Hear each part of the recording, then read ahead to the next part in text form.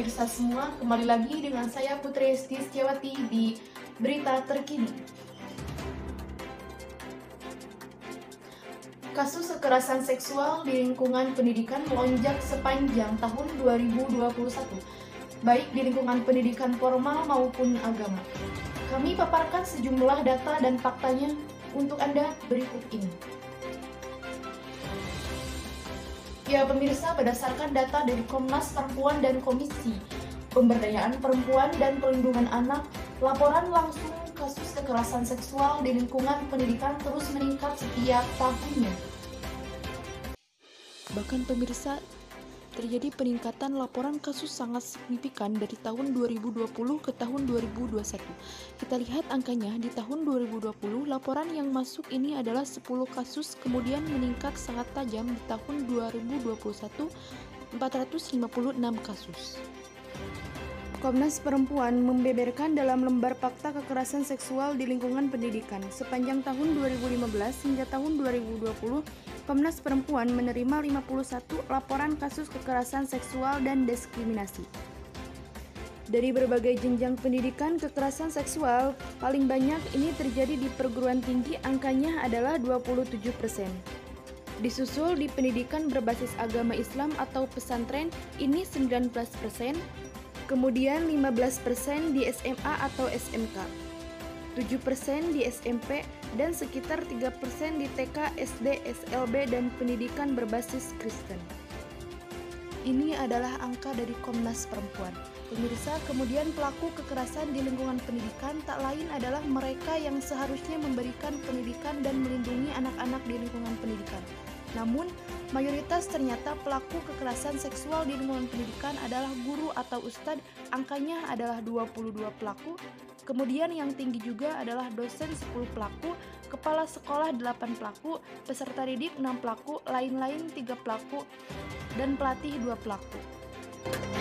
Ya pemirsa, sepanjang tahun 2021 ini terjadi rentetan kasus kekerasan seksual di pesantren. Kami punya datanya, peristiwa ini kerap berulang. Kami mengangkum sejumlah kasus yang terjadi sepanjang tahun 2021 ini. Di tahun 2021, belasan santri menjadi korban, tepatnya di Pondok Pesantren M. Nasir Solok, Sumatera Barat. Pelakunya adalah pembina asrama. Kemudian pada 24 September tahun 2021, korbannya adalah puluhan santri di lokasi di Tenggelek, Jawa Timur. Pelakunya adalah oknum guru. Kemudian September 2021, korban tercatat 26 santri, lokasinya di Kabupaten Ogan Ilir, Sumatera Selatan. Pelakunya adalah pengasuh pondok pesantren. Hal yang sama, pelaku juga pengasuh pondok pesantren, lokasinya di Mojokerto, Jawa Timur. Korbannya santriwati pada Oktober tahun 2021. Dan November tahun 2021, 15 siswi sekolah dasar menjadi korban, lokasinya di Cilacap, Jawa Tengah. Pelakunya adalah guru agama.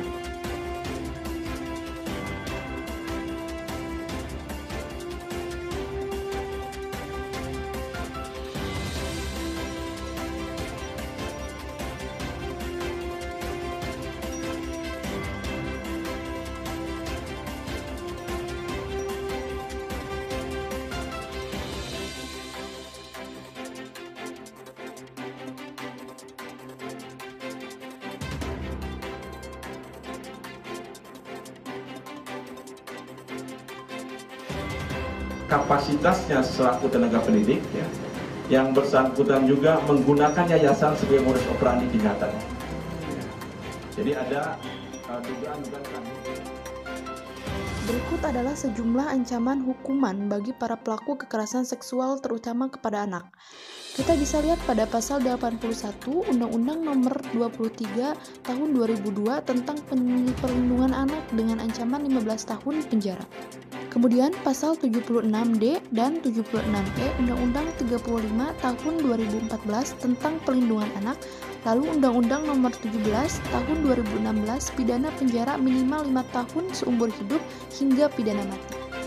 Dan hukuman tambahan Perpu Nomor 1 Tahun 2016 tentang ketentuan pemberatan pokok pidana penjara hingga pidana tambahan berupa pengumuman identitas, kebiri kimia, pemasangan alat pendeteksi elektronik yang bertujuan mengetahui keberadaan mantan narapidana.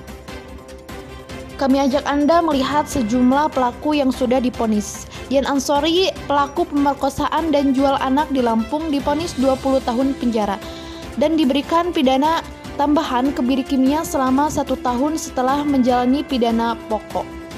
Selanjutnya, Rahmat Slamet Santoso mencabuli 15 anak didiknya di Surabaya, Jawa Timur, divonis 12 tahun penjara, denda 100 juta rupiah, dan diberikan pidana tambahan kebiri kimia selama 3 tahun. Lalu Muhammad Aris, pelaku pemerkosaan 19 anak di Mojokerto, Jawa Timur, divonis 12 tahun penjara, denda 100 juta, dan diberi pidana tambahan kebiri kimia selama 2 tahun.